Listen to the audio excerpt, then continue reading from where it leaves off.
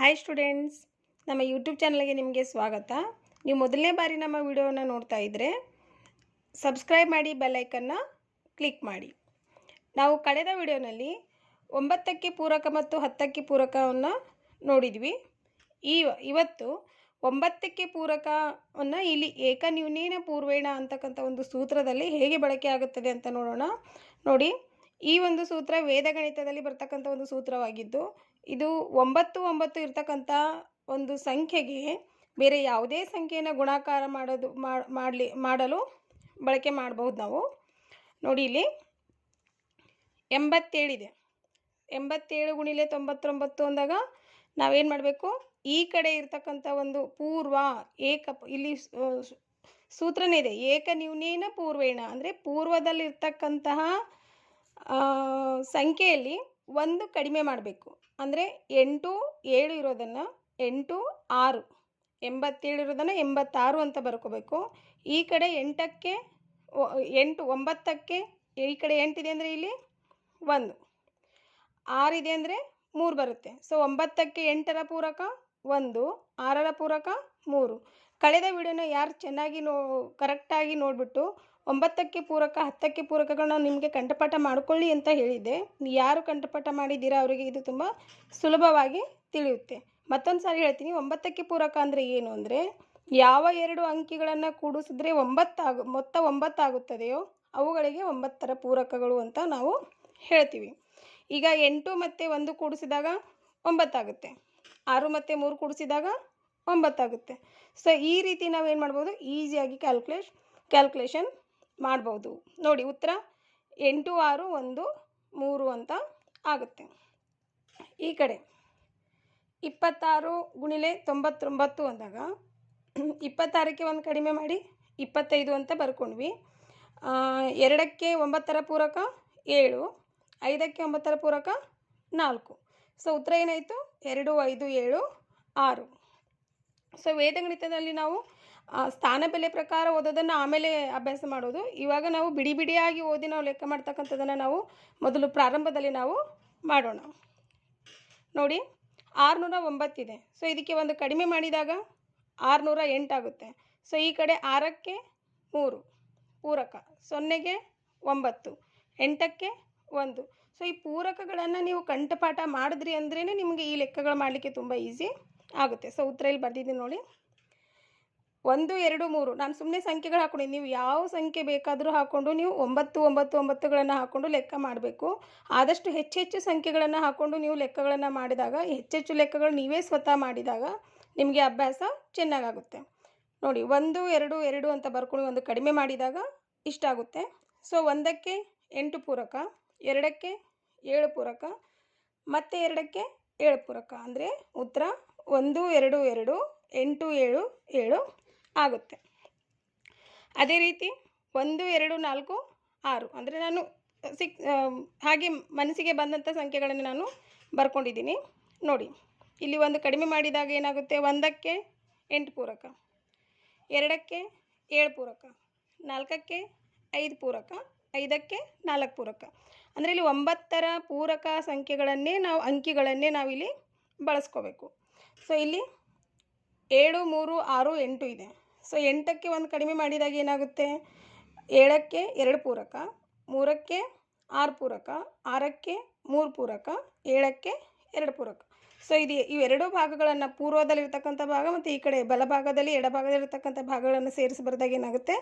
ನಮಗೆ ಉತ್ತರ ಬರುತ್ತೆ. ಸೊ ಇಲ್ಲೇನು ಮಾಡಿದ್ದೀವಿ ನಾವು? ಎರಡೂ ಕಡೆ ಅಂಕಿಗಳು ಒಂದೇ ಥರ ಇವೆ. ಈ ಕಡೆ 2 ಅಂಕಿ ಇದ್ದಾಗ ಈ ಕಡೆ 2 ಅಂಕಿ, ಬಲಭಾಗಕ್ಕೆ 2 ಅಂಕಿ 3 ಅಂಕಿ ಇದ್ದಾಗ ಎಡಭಾಗಕ್ಕೆ 3 ಅಂಕಿ, ಬಲಭಾಗಕ್ಕೆ 4 ಅಂಕಿಗಳಿದ್ದಾಗ ಎಡಭಾಗಕ್ಕೆ 4 ಅಂಕಿ, ಈ ಥರ ಲೆಕ್ಕಗಳನ್ನೇ ತೊಗೊಂಡಿದ್ದೀವಿ. ಸೊ ನಿಮಗೆ ಪ್ರಶ್ನೆ ಬರ್ತಿರ್ಬೋದು, ಒಂದು ವೇಳೆ ಈ ಕಡೆ ಕಡಿಮೆ ಇದ್ದಾಗ, ಅಂದರೆ ನಮ್ಮ ಎಡಭಾಗಕ್ಕೆ ಕಡಿಮೆ ಇದ್ದಾಗ ಬಲಭಾಗಕ್ಕೆ 9 9ಗಳು ಹೆಚ್ಚಿದ್ದಾಗ ಅದನ್ನು ಹೇಗೆ ಮಾಡೋದು? ನೋಡಿ, ಇಲ್ಲಿ ನಮ್ಮ ಬಲಭಾಗಕ್ಕೆ ಹೆಚ್ಚಾಗಿವೆ 9 9 9 3 ಅಂಕಿಗಳಿವೆ, ಈ ಕಡೆ 2 ಅಂಕಿಗಳಿವೆ. ಸೊ ಇದನ್ನು ಹೇಗೆ ಮಾಡೋದು? ಇದನ್ನು ಹಾಗೆ ಮಾಡೋದು. 67ಕ್ಕೆ 1 ಕಡಿಮೆ ಮಾಡಿದಾಗ ಎಷ್ಟಾಗುತ್ತೆ? 66 ಆಗುತ್ತೆ. ಸೊ 3 ಅಂಕಿ ಈ ಕಡೆ ಇವೆ, 3 ಅಂಕಿ ಈ ಕಡೆ ಮಾಡಬೇಕು ಅಂದಾಗ ನೀವೇನು ಮಾಡ್ಬೋದು? ಗೊತ್ತಾಗಲ್ಲ ಅಂದರೆ ಇಲ್ಲಿ ಒಂದು 0ಯನ್ನು ಸೇರಿಸ್ಕೊಳ್ಬೋದು. ಸೊ ಹಿಂದ್ಗಡೆ 0 ಬರೆದಾಗ ವ್ಯಾಲ್ಯೂ 67ಕ್ಕೆ 67 ಇರುತ್ತೆ ಅಲ್ವಾ? ಸೊ ಇಲ್ಲಿ ಒಂದು 0ಯನ್ನು ನೀವು ಸೇರಿಸ್ಕೊಂಡಾಗ 0ಗೆ 9 ಪೂರಕ, 6ಕ್ಕೆ 3, 6ಕ್ಕೆ 3. ಸೊ ಉತ್ತರ 6 6 9 3 3 ಆಗುತ್ತೆ. ಇಲ್ಲೂ ಅದೇ ಥರ. ಸೊ ಈ ಕಡೆ 3 ಅಂಕಿಗಳಿವೆ, ಈ ಕಡೆ 2 ಅಂಕಿ ಇವೆ. ಸೊ ಆವಾಗ ನಾವೇನು ಮಾಡೋದು? ಇಲ್ಲಿ ಒಂದು 0 ಸೇರಿಸಿದಾಗ ಏನಾಗುತ್ತೆ? 84 ಇರೋದು 83 ಆಗುತ್ತೆ. ಆವಾಗ 0ಗೆ 9 ಪೂರಕ, 8ಕ್ಕೆ 1 ಪೂರಕ, 3ಕ್ಕೆ 6 ಪೂರಕ. ಇವೆಲ್ಲ 9ರ ಪೂರಕಗಳನ್ನೇ ನಾವೇನು ಮಾಡಿದ್ದೀವಿ? ಇಲ್ಲಿ ಬಳಸ್ಕೊಂಡಿದ್ದೀವಿ. ಇಲ್ಲಿ ನೋಡಿ, ಈ ಕಡೆ 14 ಇದೆ, ಈ ಕಡೆ 9 9 9 9 ಅಂದರೆ ಈ ಕಡೆ 2 ಅಂಕಿ, ಎಡಭಾಗಕ್ಕೆ 2 ಅಂಕಿ, ಬಲಭಾಗಕ್ಕೆ 4 ಅಂಕಿಗಳಿವೆ. ಸೊ ಇದನ್ನು ಹೇಗೆ ಮಾಡೋದು ನೋಡಿ. ಇಲ್ಲೂ ಕೂಡ ಎಷ್ಟು ಅಂಕಿಗಳು ಹೆಚ್ಚಾಗಿವೆ? ಇಲ್ಲಿ 2 ಅಂಕಿಗಳು ಹೆಚ್ಚಾಗಿವೆ ಅಲ್ವಾ?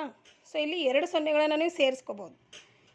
ನಾವು ಹಿಂದ್ಗಡೆ ಎಷ್ಟು 0 ಬರೆದ್ರೂ ವ್ಯಾಲ್ಯೂ ಅಂತೂ 14 ಇರೋದು 14 ಇರುತ್ತೆ. ಸೊ ಇವಾಗ 14 ಇರೋದನ್ನು ನಾವು 13 ಅಂತ ಒಂದು ಕಡಿಮೆ ಮಾಡಿ ಬರ್ಕೊಳ್ಬೇಕು.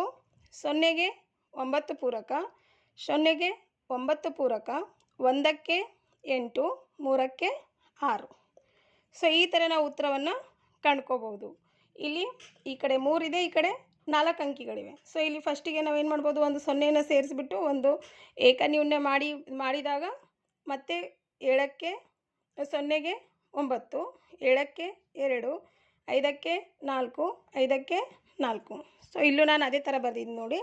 ಇಲ್ಲಿ 3 ಅಂಕಿವೆ, ಬಲಭಾಗಕ್ಕೆ 4 ಅಂಕಿವೆ. ಸೊ ಅಂಕಿಗಳು ಎಷ್ಟು ಹೆಚ್ಚಿವೆ ಅಷ್ಟು 0ಯನ್ನು ನೀವು ಸೇರಿಸ್ಕೊಂಡ್ಬಿಟ್ಟು ಲೆಕ್ಕಗಳನ್ನು ಮಾಡ್ಬೋದು.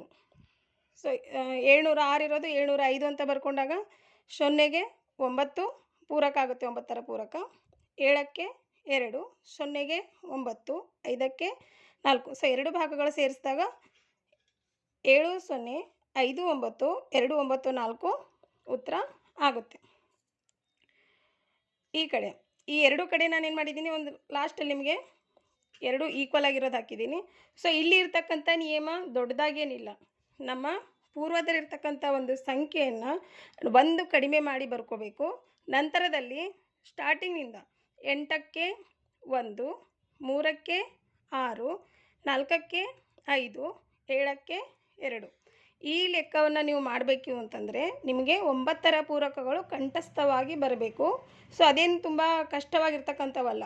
ಈ ಕಡೆಯಿಂದ ಈ ಕಡೆ ನಾನು ಇದಕ್ಕಿಂತ ಮೊದಲು ಮಾಡಿರ್ತಕ್ಕಂಥ 9ರ ಪೂರಕ 10ರ ಪೂರಕ ವಿಡಿಯೋನ ಇನ್ನೊಂದು ಸಾರಿ ನೋಡಿಬಿಟ್ಟು ಅವುಗಳನ್ನು ಕಂಠಪಾಠ ಮಾಡಿ ಆವಾಗ ನಿಮಗೆ ಈ ಸೂತ್ರ ಮಾಡೋದು ತುಂಬ ಉಪಯೋಗ ಆಗುತ್ತೆ. ಸೊ ಇಲ್ಲಿವರೆಗೆ ಈ ವಿಡಿಯೋದಲ್ಲಿ ನಿಮಗೆ ತುಂಬ ಮಾಹಿತಿ ಸಿಕ್ಕಿದೆ ಅಂತ ನಾನು ಅನ್ಕೋತೀನಿ. ಈ ವಿಡಿಯೋ ನಿಮಗೆ ಇಷ್ಟ ಆಗಿದ್ದರೆ ಲೈಕ್ ಮಾಡಿ, ಶೇರ್ ಮಾಡಿ, ಸಬ್ಸ್ಕ್ರೈಬ್ ಮಾಡಿ ಮತ್ತು ಬೆಲ್ ಐಕನ್ನ ಕ್ಲಿಕ್ ಮಾಡಿ ಮತ್ತು ಕಾಮೆಂಟ್ಸ್ ಮಾಡಿ. Thank you. ಹಾಗೆ ಇನ್ನೂ ಹೆಚ್ಚು ಲೆಕ್ಕಗಳನ್ನು ನೀವೇ ಸ್ವತಃ ಹಾಕಿ ಲೆಕ್ಕಗಳನ್ನು ಮಾಡಿ ಅಭ್ಯಾಸ ಆಗುತ್ತೆ.